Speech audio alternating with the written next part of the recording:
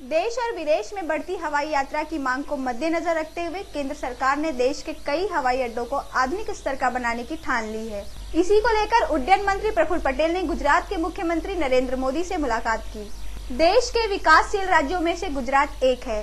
साथ ही अहमदाबाद के पास कई हवाई अड्डे भी मौजूद है। इसी को देखते हुए केंद्र सरकार ने 2006 में टर्मिनल 2 बनाने की घोषणा की थी और आज 3 साल बाद इस टर्मिनल का लोकार्पण किया गया, जहां प्रफुल्ल पटेल और नरेंद्र मोदी दोनों ही मौजूद थे। इस टर्मिनल का नाम सरदार वल्लभ भाई पटेल रखा गया है। यहां यात्रियों के लिए कई सुविधाएं भी मुहैया कराई गई हैं।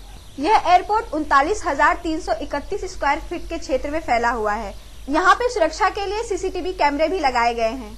गुजरात सरकार ने धोलेरा में अंतर्राष्ट्रीय हवाई अड्डा निर्माण करने के लिए केंद्र सरकार की स्वीकृति मांगी है और हमने पूर्व में ही इसको इन प्रिंसिपल अप्रूवल प्रदान किया है और गुजरात सरकार की जैसे पूरी तैयारी होगी तो आगे भी उसमें पूरी तरह से केंद्र सरकार की तरफ से हम मदद करेंगे। इस मौके पर मुख्यमंत्री नरेंद्र मोदी ने कई सुविधाओं की बात रखी, जिस पर प्रफुल्ल पटेल ने हामी भरी है। मुख्यमंत्री का कहना है कि अब आम आदमी भी हवाई सफर करना चाहता है। अलग से एक सिविल एविएशन कंपनी का निर्माण किया है।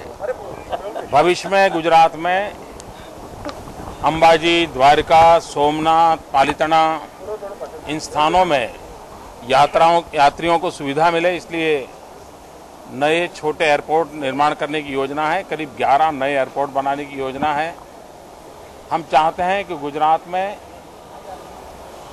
जिलों के बीच भी हवाई सफ़र शुरू हो। कहीं सूरत से भावनगर जाते हो, अहमदाबाद से भूज जाते हो, ऐसी व्यवस्थाएं विकसित हो, उस दिशा में हम प्रयास कर रहे हैं। हम एक आधुनिक नया इंटरनेशनल एयरपोर्ट की दिशा में भी सोच रहे हैं और मैं मानता हूं कि जिस तेज़ी से गुजरात का विकास हो रहा है उस पर स्वाभाविक रूप से हवाई उड्डयन की संख्या भी बहुत बढ़ रही है। साथ साथ हम इस पक्ष के भी हैं कि अहमदाबाद के सिवाय भी और भी इंटरनेशनल एयरपोर्ट होने चाहिए, चाहे बड़ौदा हो, राजकोट हो, भूज हो, ताकि विदेशों में गुजरात के लोग जो बस रहे हैं उनकी आने जाने की मात्रा भी बहुत रहती है, उनको भी उसका लाभ मिलेगा। गुजरात हेल्थ टूरिज्म की दिशा में भी काफी प्रगति कर रहा है। अहमदाबाद से C24 न्यूज के लिए चंद्रकांत कनौजा की रिपोर्ट।